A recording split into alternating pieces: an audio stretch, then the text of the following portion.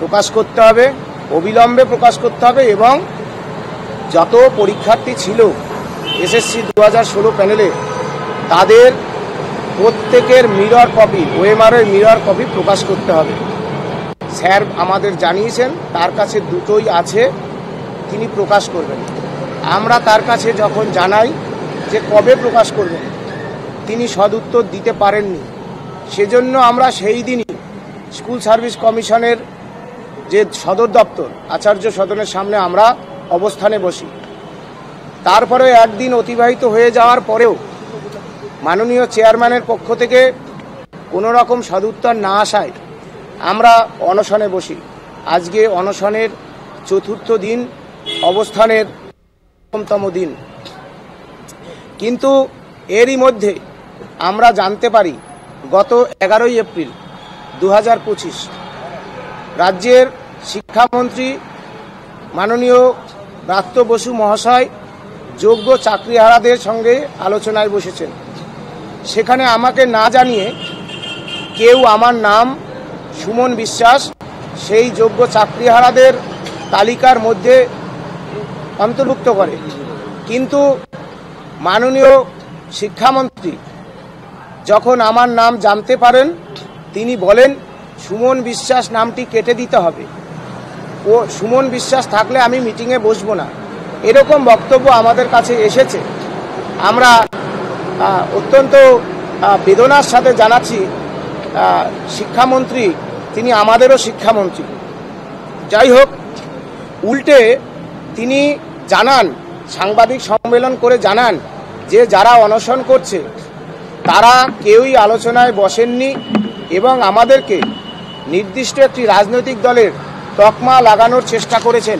মাননীয় শিক্ষামন্ত্রী খুব সচেতনভাবে আমাদেরকে জানান এবং মাননীয় শিক্ষামন্ত্রী পুলিশকে নির্দেশ দেন আচার্য সদনের সামনে যারা অবস্থানে আছে, যারা অনশনে আছে, তাদেরকে যাতে কোনোভাবে বায়োটয়লেট দেওয়া না হয়, তারা যেন কোনোভাবে মাথার উপর ছাইনি না দিতে পারে, তারা যেন কোনোভাবে ত্রিপল মানে কিছু একটা মাদুর পেতে বসতে না পারে, কোনো রকম বালিশ ব্যবহার না করতে পারে। সমস্ত রকম চূড়ান্ত অব্যবস্থা এই যে নৈরাজ্যের বা এই প্রতিহিংসামূলক আচরণের নির্দেশ দেন মাননীয় শিক্ষামন্ত্রী। শুধু তাই নয়, গতকাল থেকে শাসক দলের পরিষ্কারভাবে বলতে গেলে তৃণমূলের গুন্ডারা, বাইক বাহিনী এই অনশন স্থলে আসে। আপনাদের মাধ্যমে এটা জানাচ্ছি এবং ইন্টেলিজেন্ট আইবি যারা রয়েছেন আপনারা খোঁজ নিলে জানতে পারবেন। এই যে ভয় দেখানো, প্রতিহিংসা এবং বিভিন্নভাবে আমাদেরকে এখান থেকে অনশন থেকে তুলে নেওয়ার জন্য চাপ দিতে থাকে। যাই হোক, এরকম একটা পরিস্থিতির মধ্যে গত রাতে আমি সুমন বিশ্বাস রাত 1:30 নাগাদ আমার পেটে অসম্ভব ব্যথা হয়। আমাদের সাথীরা পুলিশের সাহায্য চায় বিধাননগর ইস্ট থানার, কিন্তু বিধাননগর ইস্ট থানা জানায় উপর মহল থেকে অর্থাৎ মুখ্যমন্ত্রী থেকে নির্দেশ আছে তারা যেন আমাদের কোনোভাবে সহযোগিতা করবেন না। তারপরে নিরুপায় হয়ে আমাদের সাথীরা আমাকে বিধাননগর সল্টলেকের সাব ডিভিশন হসপিটালে নিয়ে যায়। সেখানে চিকিৎসকরা আমার চিকিৎসা করেন, তারা আমার ইসিজি করেন এবং আমার ডান কিডনিতে সমস্যা রয়েছে তারা জানান এবং ইউএসজি করার জন্য আমাকে পরামর্শ দেন। এই অবস্থায় রাজ্যের যেই প্রতিহিংসামূলক মনোভাব, আমরা যে ওএমআর শিটের মিরর কপি চেয়েছি অবিলম্বে রাজ্য সরকারের কাছে রয়েছে, স্কুল সার্ভিস কমিশনের কাছে রয়েছে, এটা অনলাইন ডকুমেন্ট।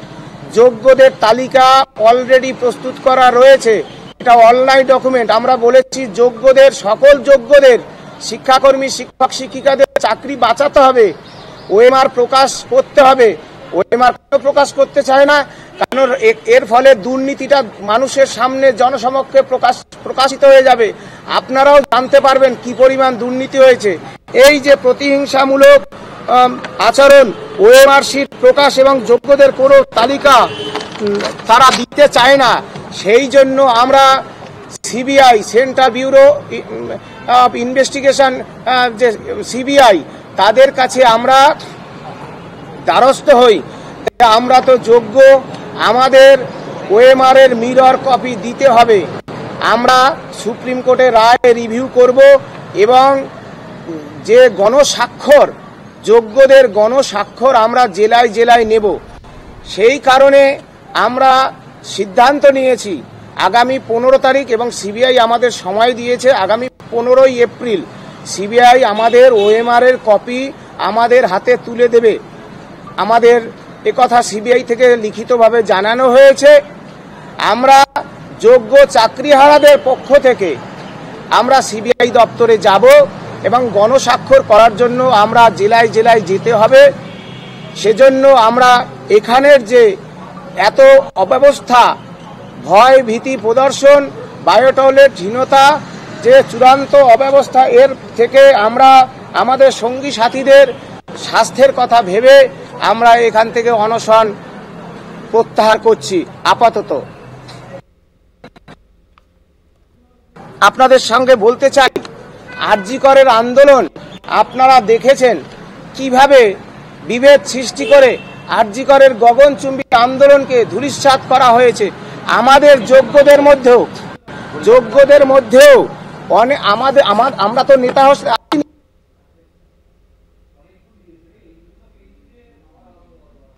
নেতা বানিয়ে, অনেক সিপিআই এমএল নকশালদের নেতা বানিয়ে যোগ্যদের মধ্যে বিভাজিত করে আমাদের সকল যোগ্যদের পথে বসানোর গভীর চক্রান্ত করছে রাজ্য সরকার।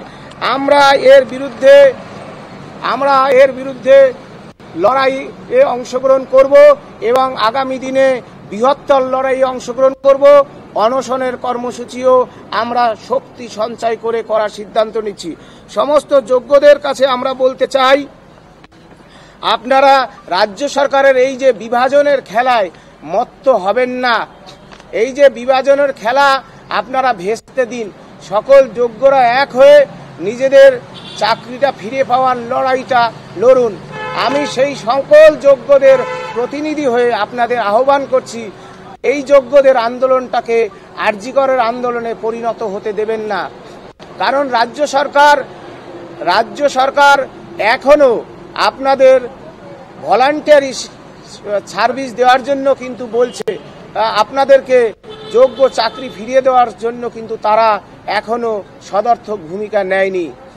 এই বিষয়ে আপনারা সচেষ্ট হবেন এবং কেউই আইনের ঊর্ধ্বে নন। সুপ্রিম কোর্টের অর্ডার সকলকে মানতে হবে। যারা ডিআই রয়েছে তারাও আইনের ঊর্ধ্বে নন, এটা সকলে মাথায় রাখবেন। এবং আমরা কিভাবে সুপ্রিম কোর্টের রায় রিভিউ করতে পারি সেটা আগামী দিনে আমাদের সাথে আপনারা নিশ্চিতভাবে যোগাযোগ রাখবেন। আমরা কারোর সাথে কোনো ভেদাভেদ চাই না। আমরা যোগ্য চাকরিহারাদের পক্ষ থেকে যোগ্য চাকরিটা ফিরে পেতে চাই। সকলে আসুন, একসাথে যোগ্যদের চাকরিটা বাঁচাই। এইটুকুই আমাদের বক্তব্য। আমরা সিবিআই দপ্তরে ডেপুটেশন দেব, এটা সিদ্ধান্ত হয়েছে। সিবিআই আমাদের যোগ্য তালিকা দেবে জানিয়েছে। আমাদের যা সাপোর্টিং ডকুমেন্টস রয়েছে সেই ডকুমেন্টস নিয়ে আমরা সুপ্রিম কোর্টে এই গণস্বাক্ষর, অন্তত 1000 গণস্বাক্ষর নিয়ে আগামী 15 তারিখ আমরা সিবিআই দপ্তরে যাচ্ছি। সিবিআইয়ের কাছে আমরা সমস্ত কিছু রয়েছে, সেই জিনিসটা আমরা যে যোগ্য তার প্রমাণ দিয়ে সিবিআইয়ের কাছ থেকে আমরা চেয়েছি, সিবিআই আমাদের সহযোগিতা করবেন। রাজ্য সরকার এত অমানবিক, রাজ্যের মুখ্যমন্ত্রীও একসময় অনশন করেছিলেন।